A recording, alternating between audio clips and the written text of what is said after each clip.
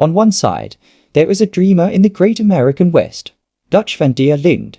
He is a charismatic leader who leads a group of outlaws in his own unique way. He is like a Scandinavian fairy tale hero who dreams of a wild utopia. He is depicted as a Robin Hood-like figure, majestically standing around a fire, telling young Arthur Morgan about justice and freedom. On the other hand, there is a former owner of the throne in Britain, a king who is the victim of his pride, King Lear. In Shakespeare's theatre, he appears on stage in great splendor as the living symbol of the old order. He represents divine authority, and those around him are in awe of his power. Both men were initially gifted with very strong qualities that made their leadership unforgettable. While Dutch was driven by his anti-government ideals, he instilled an extraordinary loyalty in his team. He was a man who sincerely believed that his crimes were for the sake of ideals. These ideals that held people together made everyone feel like a warm home. His gang, which included orphans and the poor, had an unwavering loyalty to Dutch. King Lear also had great authority as a leader in the beginning. Even when his plot to divide England backfires, the audience remembers him as a sovereign, great king. Lear's kingship was God's representation on earth. Even Kent's sacrifice, Delphi's love for the treacherous leaf in his breast, showed his power. People admired both leaders. Dutch drew his power from his generosity and flexibility of command. The Van der Linde gang had become more than a community. It had become a family. Dutch showed compassion to his camp, praising their successes and restoring their self-belief. He instilled in his members the virtues of loyalty and faith and advised them to stay together in times of difficulty. This sincere, supportive leadership he established within the group led many people to connect with him.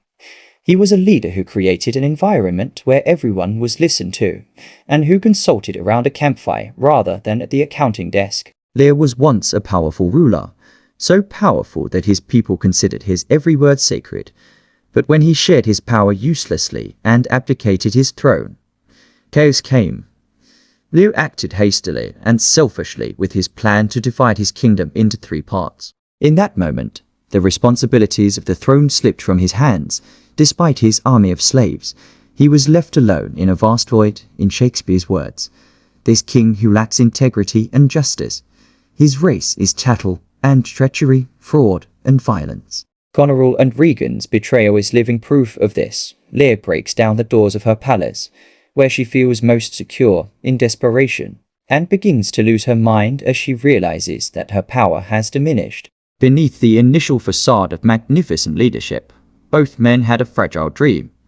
Dutch dreamed of establishing a libertarian utopia. He developed theses about a world where individuals would be free from state oppression. Over time, this ideal became more of a burden than a blessing. By 1899, even Dutch had begun to realize that his imaginary utopia was increasingly an unrealistic proposition.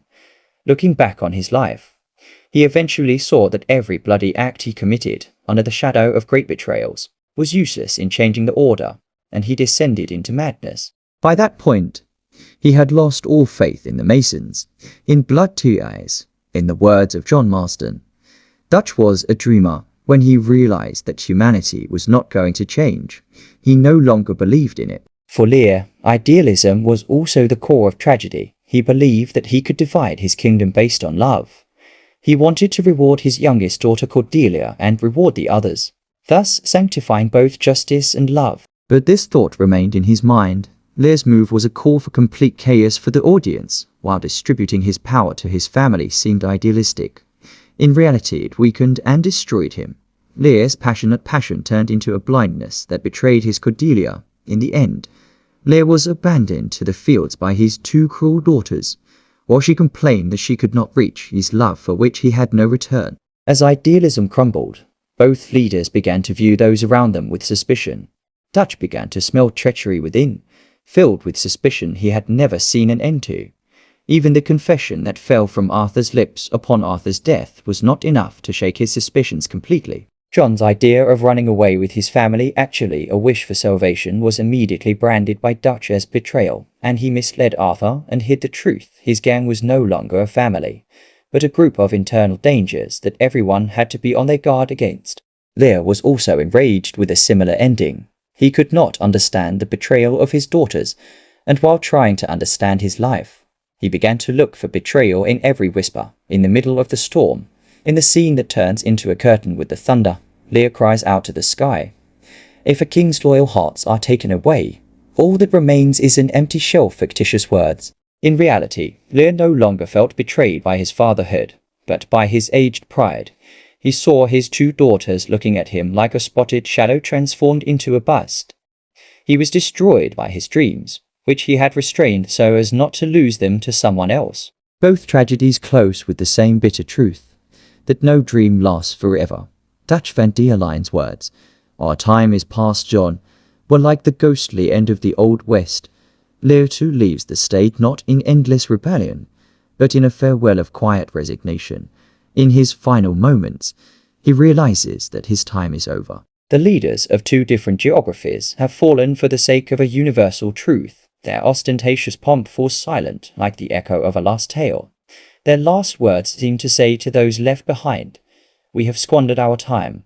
Everything they have strived for has turned into ashes." Whether written in the American wasteland or the cold palace of Britain, the story of loyalty and idealism ends with a single lesson. There is a fragile human reality that even great leaders can abandon. Our time is past, John.